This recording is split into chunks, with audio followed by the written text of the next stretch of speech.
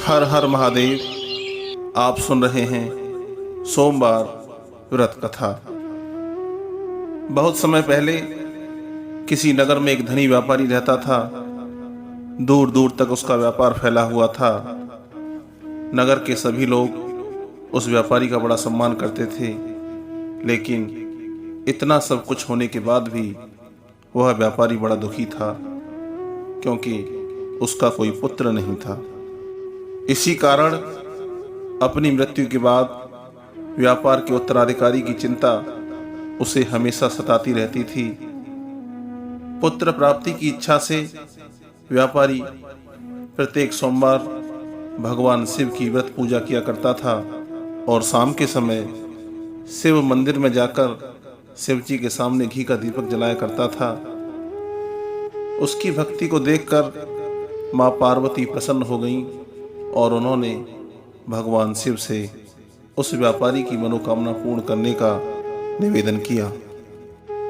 भगवान शिव बोले, इस संसार में सबको उसके कर्म के अनुसार फल की प्राप्ति होती है। जो प्राणी जैसा कर्म करते हैं उन्हें वैसा ही फल प्राप्त होता है। शिव जी द्वारा समझाने के बावजूद मां पार्वती नहीं मानी और उस व्यापारी की मनोकामना पूर्ति हेतु वे शिव जी से बार बार अनुरोध करती रहीं। अंत में माता के आग्रह को देखकर भगवान भोलेनाथ को उस व्यापारी को पुत्र प्राप्ति का वरदान देना पड़ा। वरदान देने के पश्चात भोलेनाथ मां पार्वती से बोले, आपके आग्रह पर मैंने पुत्र प्राप्ति का वरदान तो दे दिया, परंतु इसका यह पुत्र 16 वर्ष से अधिक समय तक जीवित नहीं रहेगा। उसी रात भगवान शिव उस व्यापारी के स्वप्न में आए और उसे पुत्र प्राप्ति का वरदान दिया और उसके पुत्र के 16 वर्ष तक जीवित रहने की बात भी बताई। भगवान शिव के वरदान से व्यापारी को खुशी तो हुई, लेकिन पुत्र की अल्पायु की चिंता ने उस खुशी को नष्ट कर दिया। व्यापारी पहले की तरह सोमवार के दिन भगवान शिव का विधिवत व्रत करता रहा। कुछ महीनों के बाद उसके घर एक अति सुंदर बालक ने जन्म लिया। घर में खुशियां भर गईं। बहुत धूमधाम से पुत्र जन्म का समारोह मनाया गया, परंतु व्यापारी को पुत्र जन्म की अधिक खुशी नहीं हुई, क्योंकि उसे पुत्र की अल्पायु के रहस्य का पता था। जब पुत्र 12 वर्ष का हुआ तो व्यापारी ने उसे उसके मामा के साथ पढ़ने के लिए वाराणसी भेज दिया। लड़का अपने मामा के साथ शिक्षा प्राप्ति हेतु चल दिया। रास्ते में जहां भी मामा भांजे विश्राम हेतु रुकते, वहीं यज्ञ करते और ब्राह्मणों को भोजन कराते। लंबी यात्रा के बाद एक दिन मामा और भांजा एक नगर में पहुंचे। उस दिन नगर के राजा की कन्या का विवाह था, जिसके कारण पूरे नगर को सजाया गया था। निश्चित समय पर बारात आ गई, लेकिन उस बारात में जो दूल्हा था वह एक आंख से काना था। दूल्हे का पिता अपने बेटे के एक आंख से काने होने के कारण बहुत चिंतित था। उसे इस बात का डर था कि पता चलने पर कहीं राजा विवाह से इनकार न कर दे। इससे उसकी बहुत बदनामी भी होगी। जब दूल्हे के पिता ने व्यापारी के पुत्र को देखा तो उसके मस्तिष्क में एक विचार आया।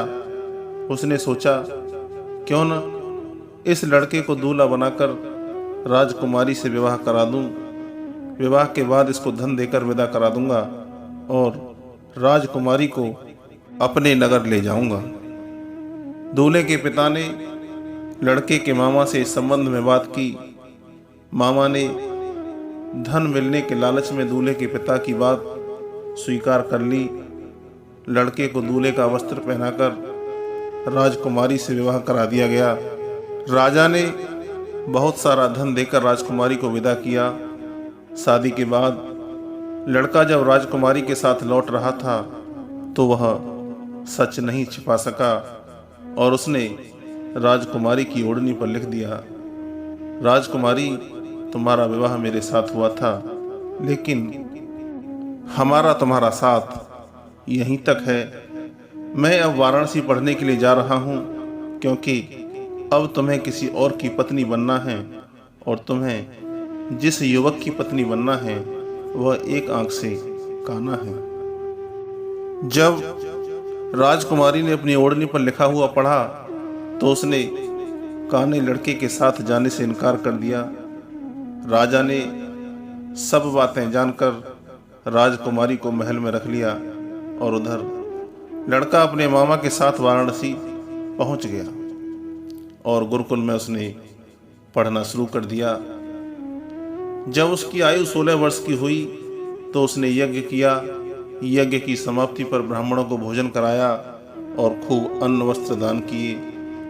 रात को वह अपने शयन कक्ष में सो गया। शिवजी के वरदान के अनुसार शयनावस्था में ही उसके प्राण पखेरु उड़ गए। सूर्योदय होने पर मामा मृत भांजे को देखकर रोने पीटने लगा। आसपास के लोग भी एकत्र होकर दुख प्रकट करने लगे। जब मामा विलाप कर रहा था तभी मां पार्वती भगवान शिव के साथ वहां से गुजर रही थीं। लड़के के मामा के रोने विलाप करने के स्वर समीप से गुजरते हुए भगवान शिव और माता पार्वती ने भी सुने। माता पार्वती ने भगवान से कहा, प्राणनाथ, मुझसे इसके रोने के स्वर सहन नहीं हो रहे, आप इस व्यक्ति के कष्ट को अवश्य दूर करें।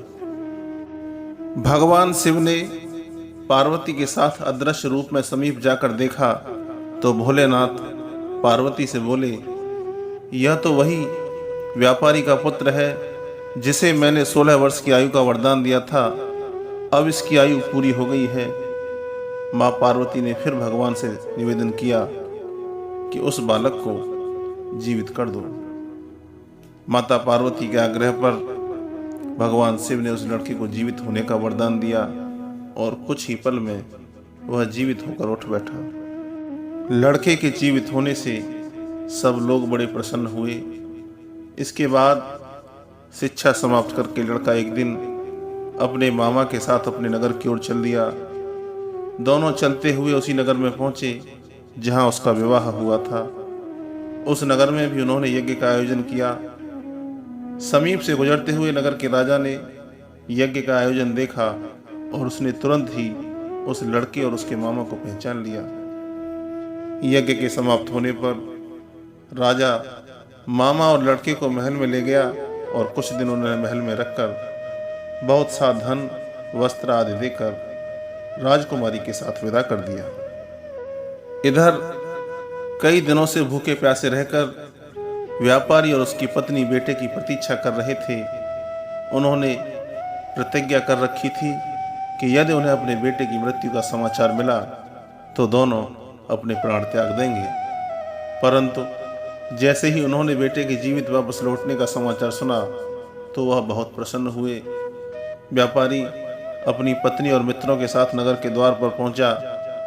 अपने बेटे के विवाह का समाचार सुनकर और राजकुमारी को पुत्र वधू के रूप में देखकर उसकी खुशी का ठिकाना न रहा। उसी रात भगवान शिव ने व्यापारी के स्वप्न में आकर कहा, हे श्रेष्ठी, मैंने तेरे सोमवार के व्रत करने और व्रत कथा सुनने से प्रसन्न होकर तेरे पुत्र को लंबी आयु प्रदान कर दी है। पुत्र की लंबी आयु जानकर व्यापारी बहुत प्रसन्न हुआ।